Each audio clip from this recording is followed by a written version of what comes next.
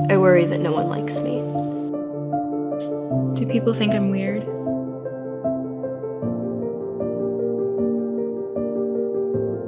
Sometimes I feel worthless and stupid.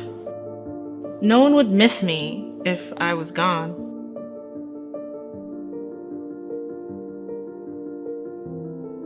No one knows I taught myself to throw up. I hate my body.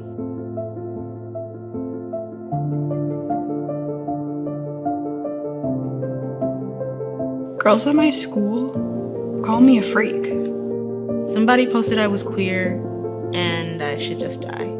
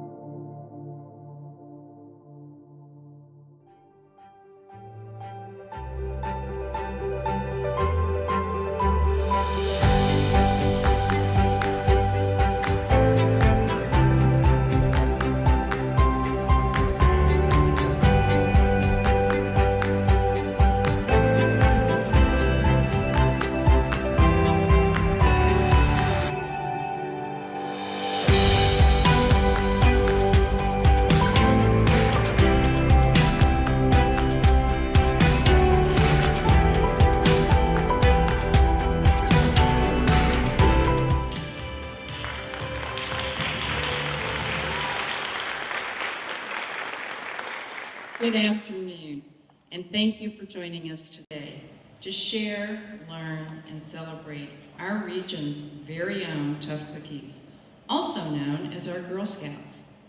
I'm grateful to see so many faces here today. Your presence sends a strong message that girls are valued, and we want to better understand their experiences and challenges. Whatever or whomever brought you here today, I want to thank you for giving your time this afternoon. I began a 38-year healthcare career at a time there were few women leaders, and especially CEOs. And I have been inspired to support and advocate for the advancement of women in the workplace ever since. But a 15-year experience during this time would ultimately lead me to Girl Scouts. I spent that chapter of my career building and running a privatized healthcare system for women and children who were eligible for Medicaid and other publicly subsidized healthcare programs. I also built what we called at the time a welfare to work program for women in poverty. From these profound experiences, I learned many new truths that changed me forever. I realized that the future health, wealth, and well-being of women starts with her journey as a girl. What are her experiences as she travels from childhood to adulthood? Is she provided the affirmation she needs of her innate beauty and her worth to the world? Is she encouraged to try new things, learn from mistakes, and see all the opportunities that lay ahead? Does she get the support she deserves to become a future leader and contributor to the economic health of her community? Today, my team and I are on a mission to ensure our community knows that Girl Scouts is about much more than those amazing cookies we can't get enough of. Our girls are tough cookies. They're smart, compassionate, and determined. And they're going to be future CEOs, mayors, and model citizens that lead us into the future. They are also our future female workforce. Girl Scouts is the only organization singularly dedicated to preparing girls for leadership. Girls, K through 12, of all backgrounds and abilities, come together in Girl Scouting to discover their strengths and pursue skills development for lifelong leadership and careers in STEAM, trades, entrepreneurship, civic engagement, and outdoor stewardship. The supportive sisterhood of Girl Scouts stays with girls during their entire Girl Scout journey, and often for a lifetime. To me, all this is reason to support our organization. But here's another factor to consider. Those amazing cookies we all know and love are the primary revenue stream for our entire organization. About 85% of our operating budget comes from cookie sales revenue. 85%. Put another way, our leadership programming, outdoor confidence building activities, civic engagement work, and STEAM career exploration are all funded primarily by the girls themselves selling cookies. Now, I love that the cookie program builds important entrepreneurship skills for our girls. But the fact that it underwrites our mission is a bit problematic, especially considering the volatility of things like personal safety, the prices of commodities, transportation logistics, and of course, the global pandemic have all dramatically impacted the ability of selling, especially face-to-face. You're going to hear today from some amazing Girl Scouts. And you're also going to hear from a highly regarded national thought leader in Dr. Andrea Bastiani Archibald. As you contemplate their message, I hope you will also contemplate how you can join in supporting Girl Scouts. As we continue our conversation, I want you to meet an exceptional girl leader, Noor Hadiri. Noor is a junior at Blue Valley High School. She is currently working on her Gold Award project. The Gold Award is the highest achievement a Girl Scout can earn after 80 or more hours researching, developing, and executing a sustainable project. Noor is also one of 16 finalists worldwide in the Breakthrough Junior Challenge, a science video competition for high school students sponsored by the online learning company Khan Academy and National Geographic. Please join me in welcoming Noor Hadiri.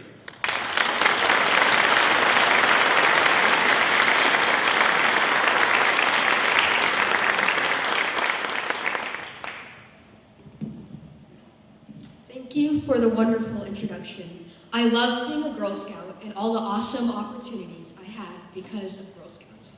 Tonight provides one of those great opportunities. I am honored to introduce our keynote speaker. Dr. Andrea Bastiani Archibald is a developmental psychologist who has dedicated much of her career to helping youth and those who support them better their lives and create positive social change. She's part of the Girl Scout family, having served as Girl Scouts of the USA's Chief Girl and Family Engagement Officer. During her tenure, Andrea oversaw critical program development and was the liaison to the Girl Scout Research Institute and led public policy efforts for the Girl Scout organization and women and girls at large. Today, Andrea works for a variety of technology companies aimed at young people, where she focuses support for mental health, education, and DEI. Andrea's work has been published in numerous academic volumes and peer-reviewed journals, and her expertise has earned her top-tier media appearances, such as The Today Show, Good Morning America, Fox News, CNN, and NPR, and in publications such as The Washington Times, BuzzFeed, and Parents Magazine. Please welcome Dr. Andrea Bastiani Archibald.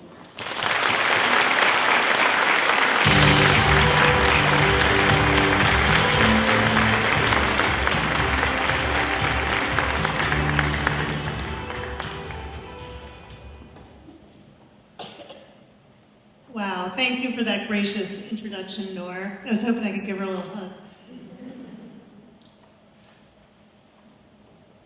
I'm delighted to be here tonight to serve as your keynote speaker. I have been longtime friends and colleagues with Joy Wheeler and her team, and it's truly an honor to be in your community. Last winter, the U.S. Surgeon General released an urgent report warning of the devastating effects of a youth mental health crisis that's been growing well prior to the COVID-19 pandemic.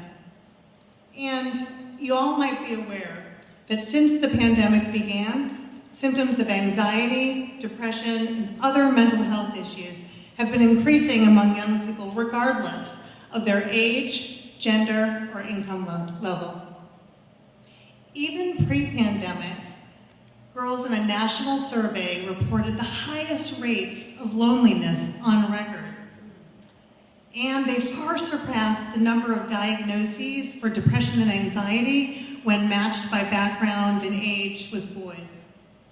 In 2019, still pre-pandemic, more than 1 in 3 girls in the US said they felt extremely anxious on a daily basis.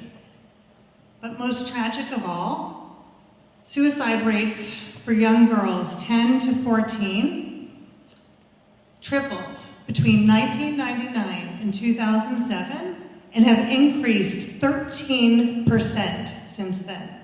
That's 10 to 14-year-old girls.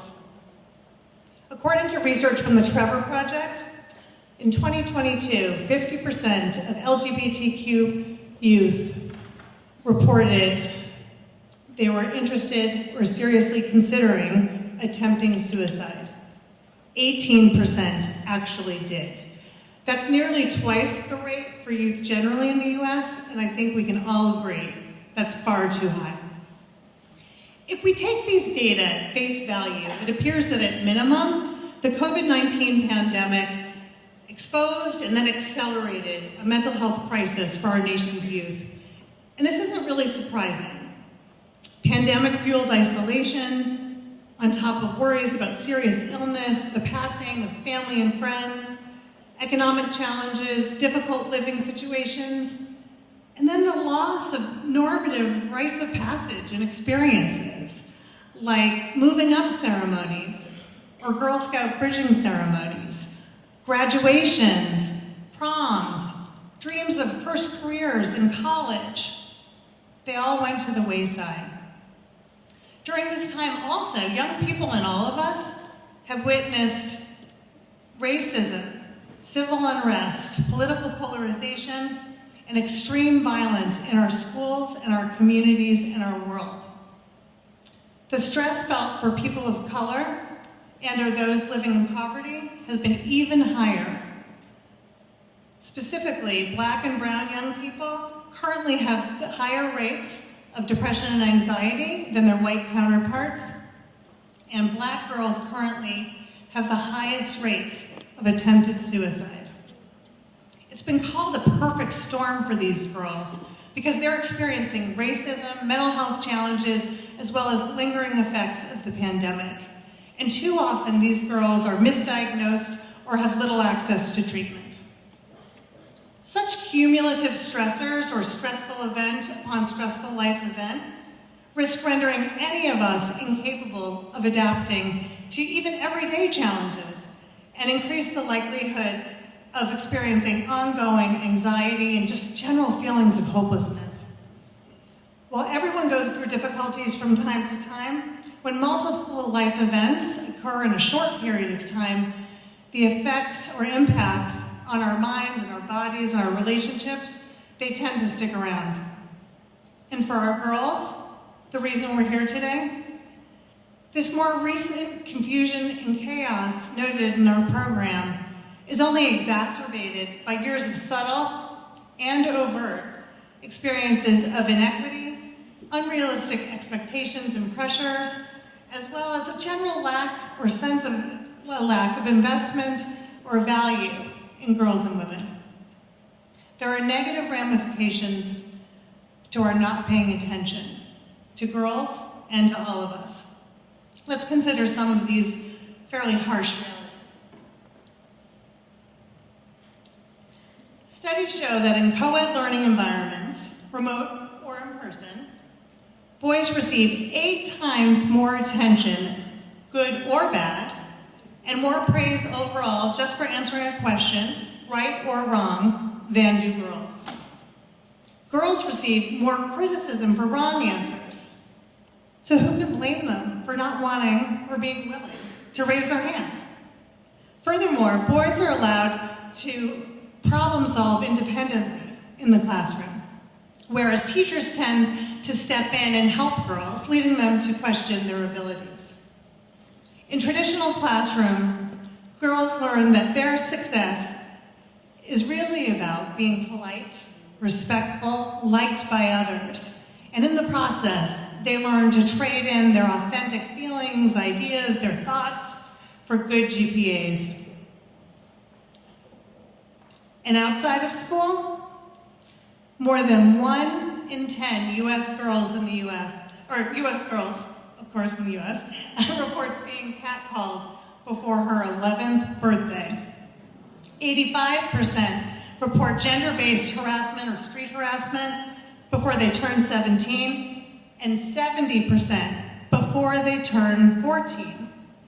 Not only does this attention make girls see their worth as only in terms of their self-appearance, their physical appearance, but it also makes them more self-conscious and generally cautious overall. Add to this the fact that the fields of technology, advertising, major league sports, finance, and so many others are still considered boys' clubs, sending not-so-subtle signals to girls about which industries and activities are for them and which aren't. And there are serious and lasting consequences. Without even realizing it, they start focusing more time on how they look than on exploring how they think or what they can do. The clothing they choose, even when they're very young, tends to emphasize sexuality rather than freedom of movement or comfort or individual self-expression. Girls may even mistreat their bodies in order to deem an appearance most desirable by our culture. This is only compounded by girls' reliance on social media to maintain social relationships, but also for external validation, unfortunately. While so many of us have had grave concerns about our tween and teen girls' experiences online for years, the impact is unfortunate and clear, even to companies like Facebook and Instagram. As shared in a whistleblowers report last fall, social media is uniquely harmful to girls. And it's more than FOMO, or fear of missing out. It's the fear of not appearing perfect in all ways and not being liked by friends you don't even know and may have never even met. Nearly a third of teen girls said when they were already feeling bad about their bodies and they went on Instagram, it made them feel worse. And a majority of teens also indicated that Instagram is harmful to their mental health.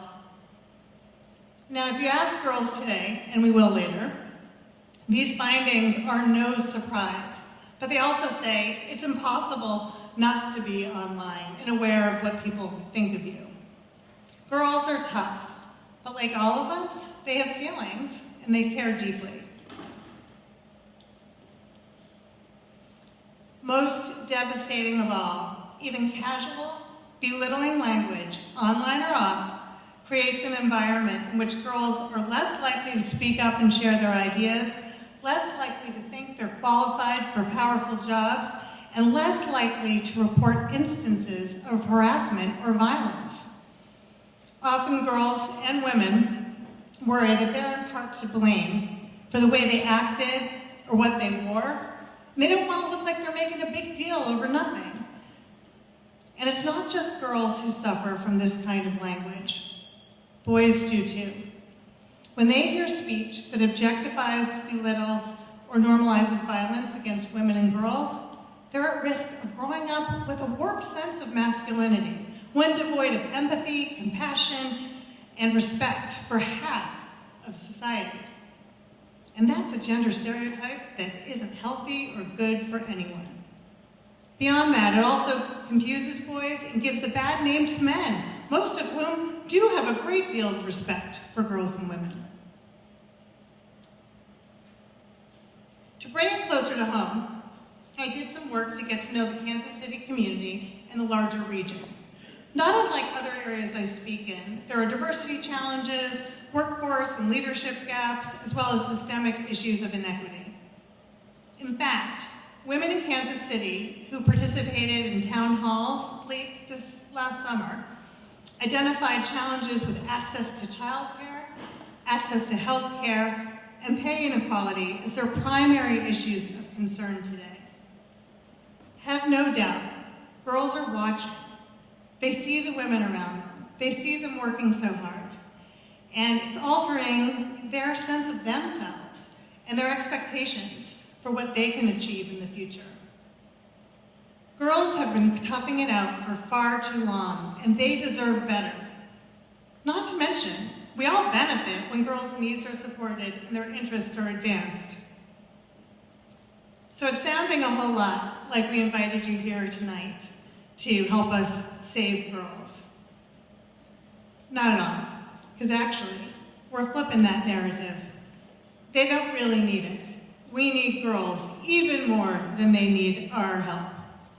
While preparing for today's talk, I was reminded of a quote that's been shared in different forms of poetry, fiction, and only recently depicted in the media.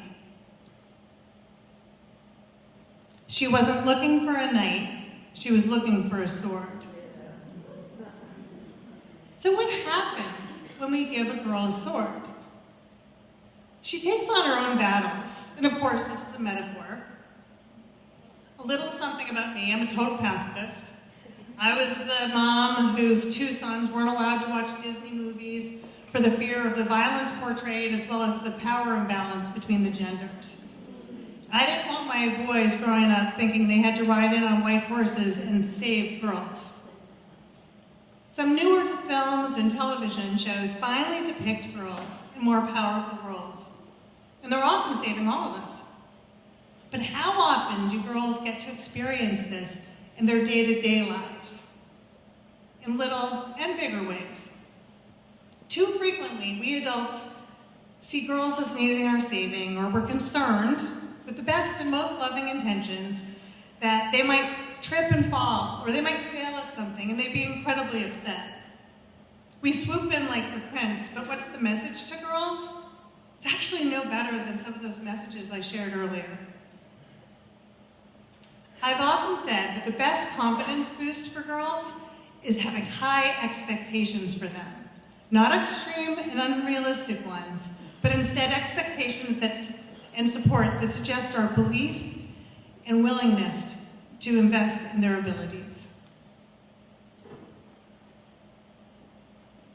So what does it look like when we give a girl a sword? It might look like getting to know her interests and goals and offering her support to get there. Could be exposing her to something she didn't know she'd like or could be successful at. Maybe you don't know about this activity either and you try it for the first time together. Could be connecting her to a mentor or sponsor with expertise in a particular area that you think your girl has talents in too.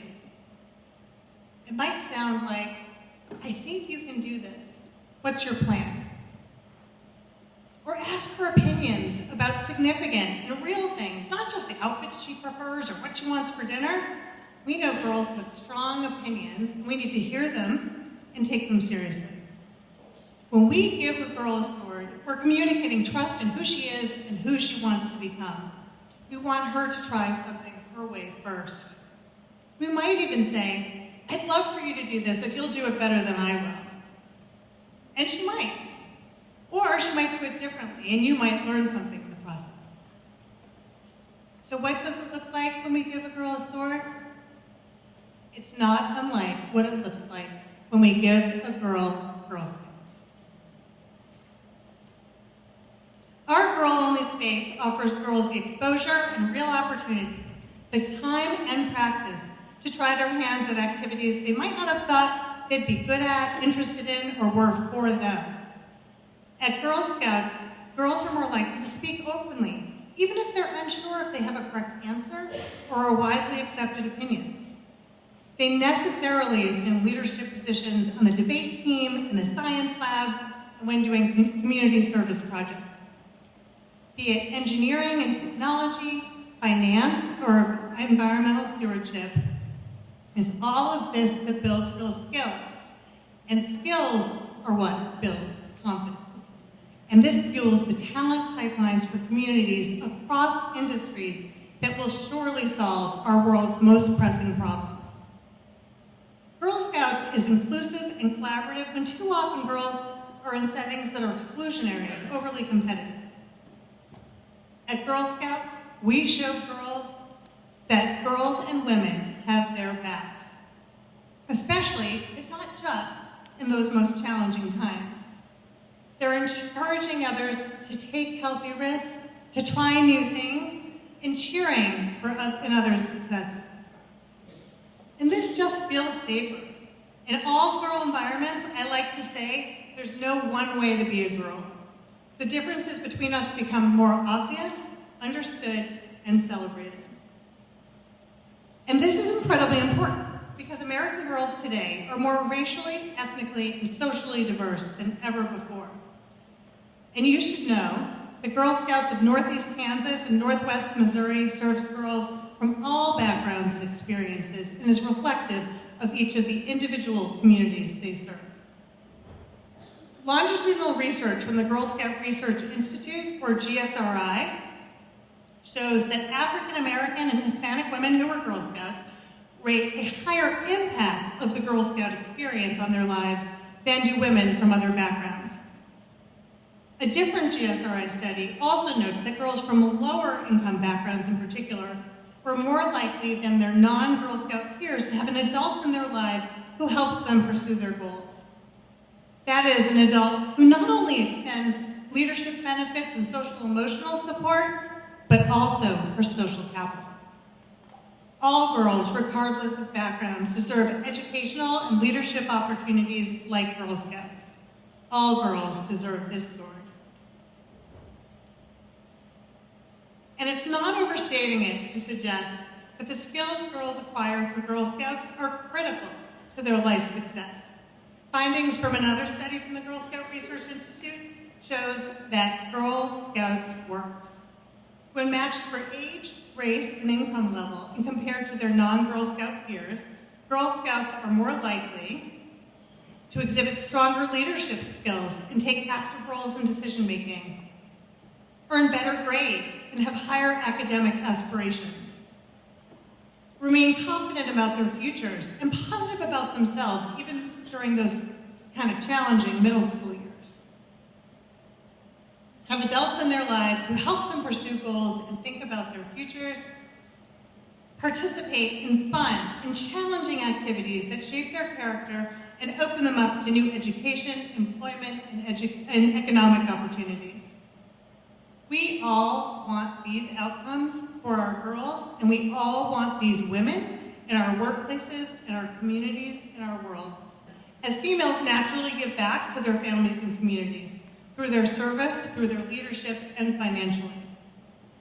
Women actually reinvest an average of 90% of their income back into their families and communities, compared to an average of 30 to 40% reinvestment rate for men.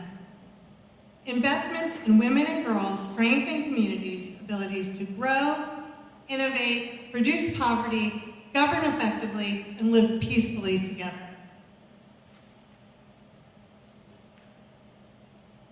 Finally, and at a time when so many Girl Scout councils and all-female other youth development programs across the country are struggling with membership, I can't resist sharing that Girl Scouts of Northeast Kansas and Northwest Missouri boast one of the highest retention rates for girls and volunteers. This demonstrates that it's not only nice but necessary that girls, yes, applause, families in your Kansas City community today. Retention is the highest compliment in Girl Scouts, especially in such difficult times. It suggests that this is an experience that girls can count on, that gives them support, structure, and fun, they can depend on. It gives them opportunities to connect with and help others, and to change the world in ways that only they can. Girl Scouts, like the sword we've been talking about, is empowering. So what happens when you give a girl a sword?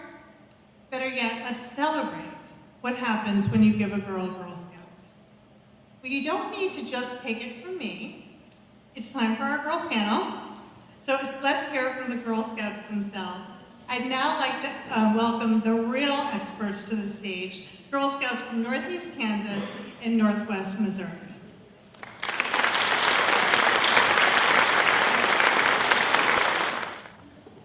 Melissa Johnson, Raytown House High School.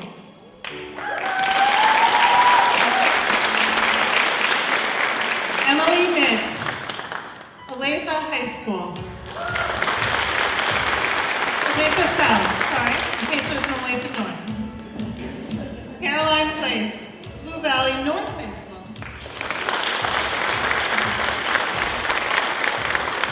Alyssa Harris, Sumner Academy.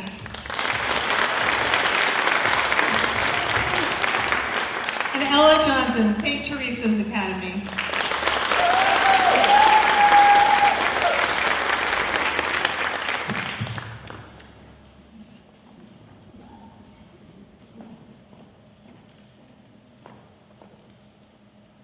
Welcome, girls, and thank you so much for joining and giving the real team perspective. Before we get started, I've had the great pleasure of getting to know this panel and each of the girls individually, but I'd like to do a little whip around. We'll start with you on the end, Ella. Could you share an interest or an accomplishment that might surprise the audience, or they might be interested to know about you? And it has to be one that's beyond Girl Scouts. Yeah, so one thing about me that always interests people is that I am a proud member of Bug Club. That being said, I am terrified of bugs, and I will scream anytime I see one. Pass the mic. My name is Alyssa Harris, and one interesting fact about me is that this is my second year wrestling at Sumner Academy, and last year I went to state for it, so it was cool going on.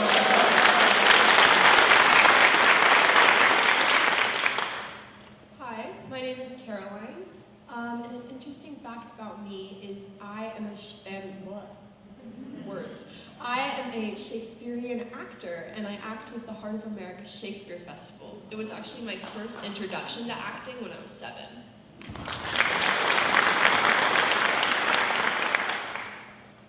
Hi, I'm Emily. I am, as well as Olathe South, in OATC, which stands for Olathe Advanced Technical Center. And through that program, I am currently earning my CNA, which is Certified Nursing Assistant, which will put me ahead whenever I go to nursing school. And I'm Marissa. I am in choir, and I was recently selected to be in the KC Metro District Women's Choir, and we performed at William Jewell High School sometime last week, I think. They're all incredibly busy. I can't tell you what it took to schedule, thank you, Gina, a call to get to know everyone by Zoom in advance of this program. All right, so now we're going to jump into some questions. I presented some fairly bleak statistics up front in my talk about how young people and girls generally are feeling today. Did any of those statistics or feelings or experience resonate with you personally, or do you recollect having friends who may have felt similarly, and are you interested in sharing with the audience?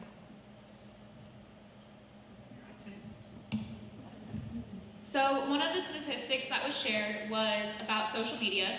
I found the statistic very interesting as I have never had social media.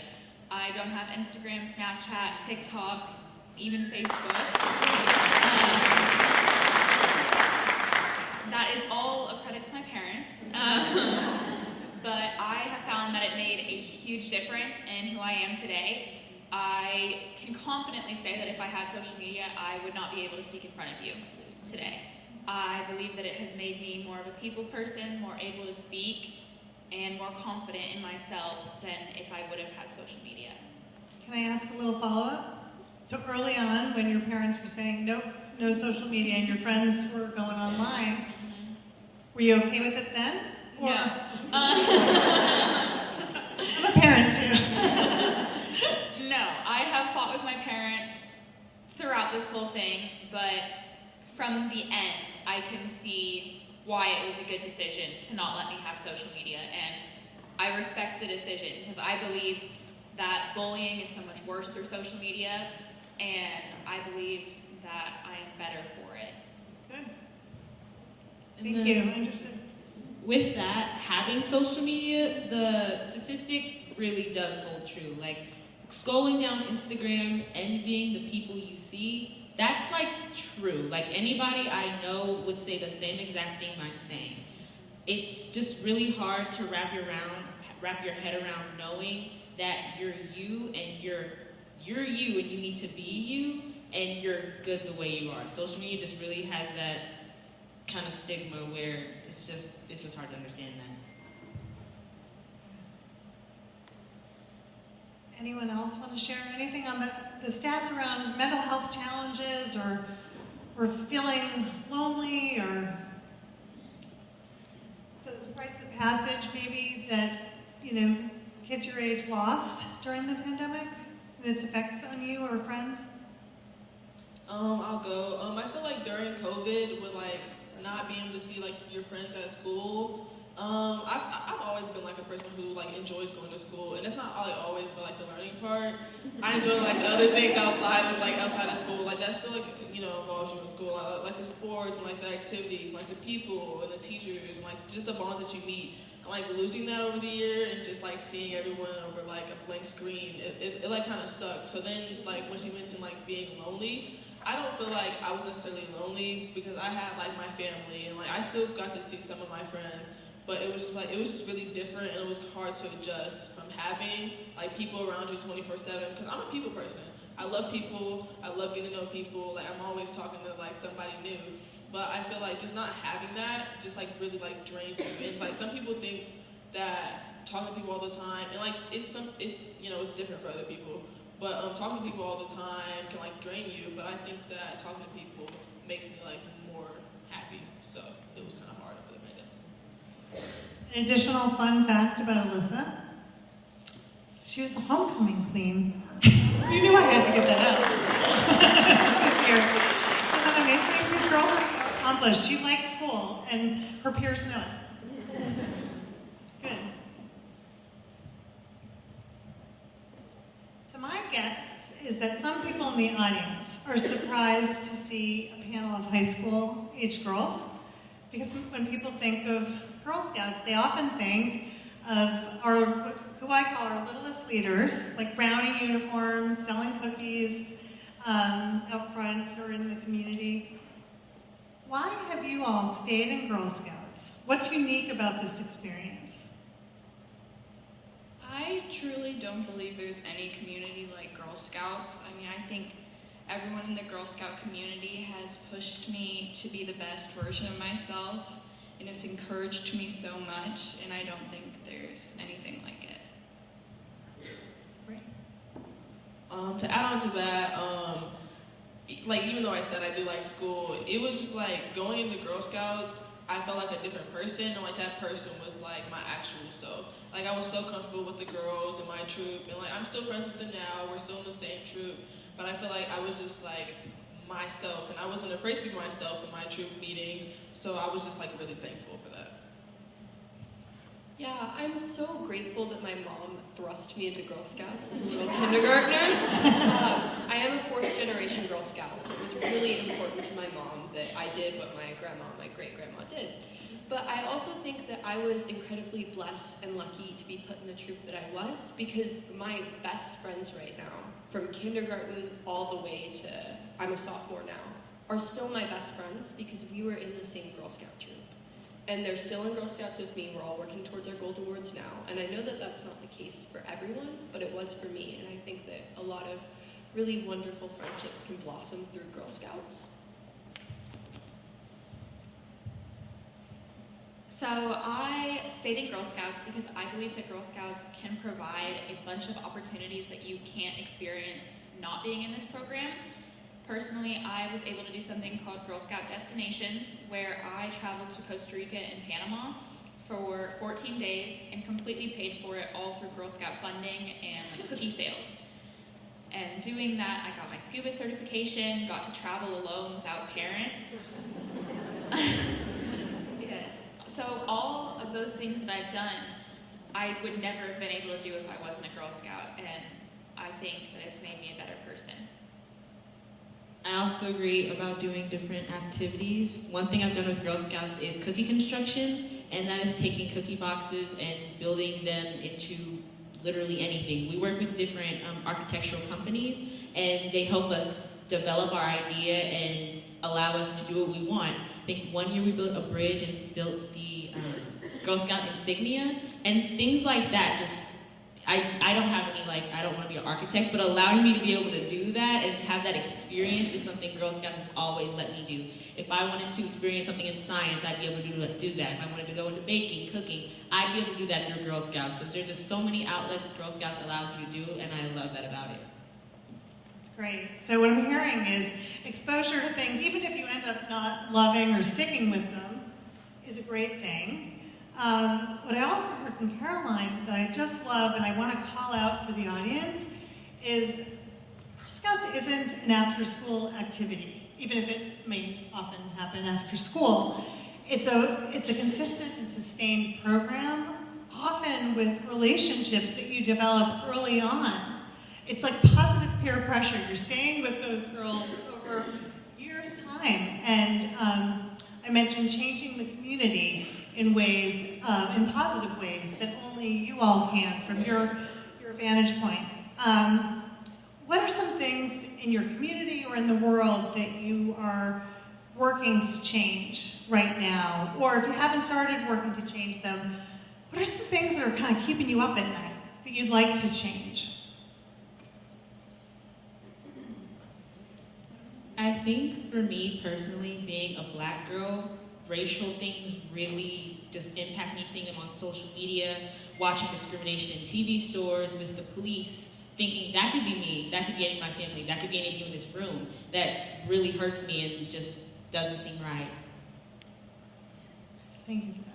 My favorite thing, I'm really passionate about being a feminist and believing that women deserve the same opportunities as men do. And through Girl Scouts, I found out that I wanted to be a firefighter, which is a really male-dominated career. But I think that I'd be a great firefighter, and not even be awesome, but I feel like I'd be a great firefighter.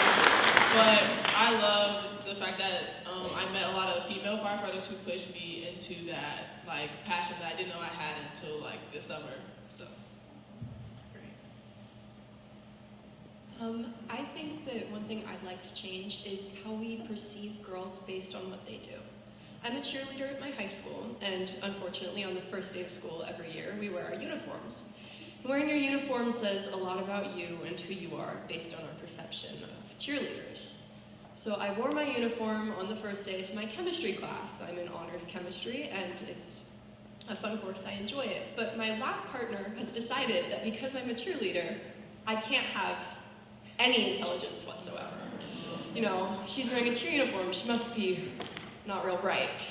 And unfortunately, that has allowed him to try to take the lead in everything we're doing, whether it's labs or homework assignments, and you're tied to your lab partner, so you have to submit the same work, and he won't let me do any of it.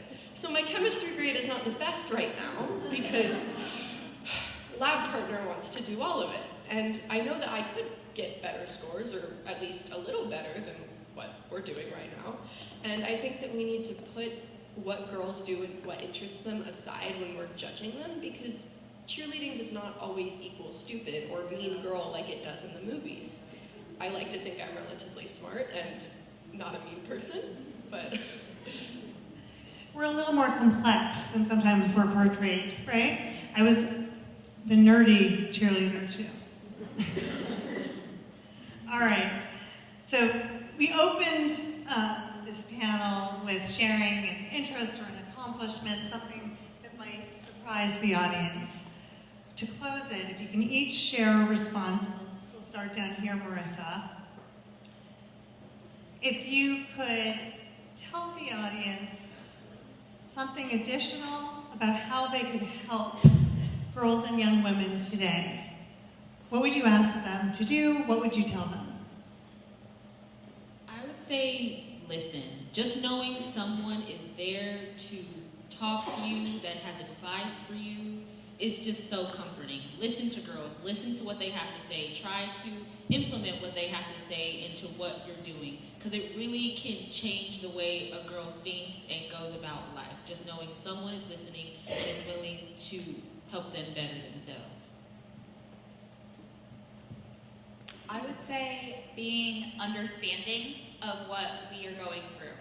I know that it might seem repetitive tonight saying that, girls may have it harder, but if a girl is sitting in the bathroom crying and you see that, you have to be understanding that maybe she can't go to class right now. And you have to really focus on the compassionate side of the human nature. I'd say pay attention to your daughters. If you notice something that seems to interest them or seems to make their entire face light up, help them to do more of whatever that is. If for me it's acting, but for someone else it might be playing football. And regardless of what it is, you should help your daughter achieve her goals and pay attention to the small details in what she loves. I was gonna say something similar to that. Just listen, and if she says she wants to do something, just be supportive. Like, you can ask questions on way to help, but just be supportive, be there for her, ask her ways to help. Like, some people have big families, some people have small families. Just find ways to help your daughter grow in the thing that she's passionate about. And mine is like what you just said, just be supportive, but along with being supportive, be okay with taking a step back and letting them figure things out on their own. Best things come when you're in a hard spot and have to figure it out on your own, and I think it teaches you a lot about yourself, and you can't do that if you have someone, hovering over you, even if they have the best intentions. Wise words. Join me in giving this amazing panel thank you so much for sharing those really powerful, really honest perspectives on what it's like to be a teen girl today. I'd now like to welcome back another amazing Girl Scout, Noor, to the stage.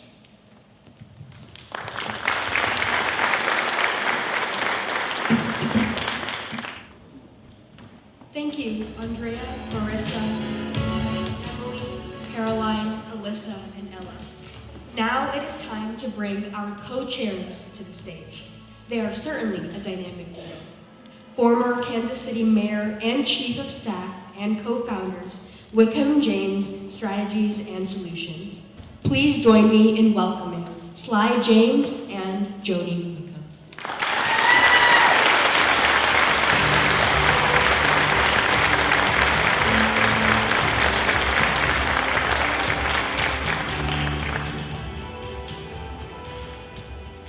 Good evening, everyone. I have always said that we don't build cities for ourselves, we build cities for our future and for our children. I have no doubt that these young women up here on the stage today are going to be the future leaders of this city and this state and this country. I have no doubt that Dr. Bassiani is going to be around to help provide us with more insights about what it takes to help support girls and women as they grow up. I found the stories of the young ladies up here to be quite compelling, captivating, raw, honest, and not horribly unsurprising, unfortunately.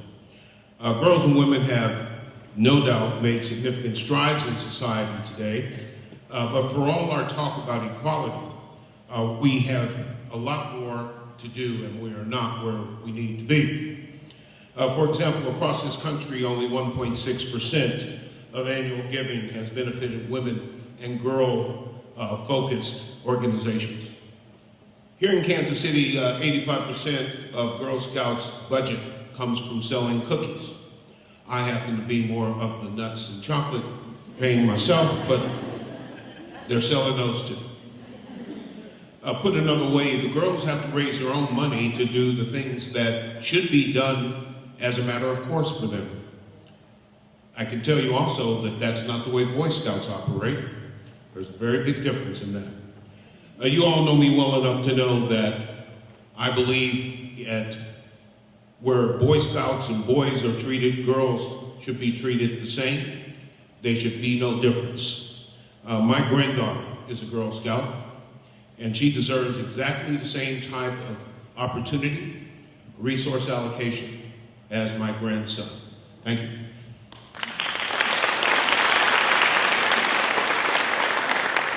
Good evening. I have worked in politics for 20 years, and I know what it's like to have to be a tough cookie. I know what it's like to strike a balance between being liked and getting things done, and seeing guys play by a set of rules that girls simply don't have to play by. But it's not all doom and gloom. Girl Scouts exist to give girls a supportive environment in which they can build their confidence and explore their strengths. That type of support can be a game changer for girls. I didn't have the opportunity to be a Girl Scout when I was growing up, so honestly I wasn't even aware of everything this organization does until my 9-year-old became a Girl Scout. Being a Girl Scout mom, one of my favorite jobs, has shown me that these girls truly are tough cookies, but that Girl Scouting is about way more than those cookies that I eat way too much of. I'm so grateful that my Vivian has the opportunity to learn how to embody the 3 C's of Girl Scouting: courage, confidence, and character. But I know that more girls would have access to what my child does if this organization simply had more resources. At a time in our country where many of us don't recognize our democracy or the state of public discourse, we could certainly use more courage, confidence, and character. Sly and I have written checks to support our region's tough cookies, and I hope you will too. The program that you were given when you entered the theater contains all the different ways that you can give. And as we wrap up, we'd like to recognize some individuals and corporations that made this event possible, including our sponsors. Our gold sponsor is Vicki Trott. Thank you, Vicki.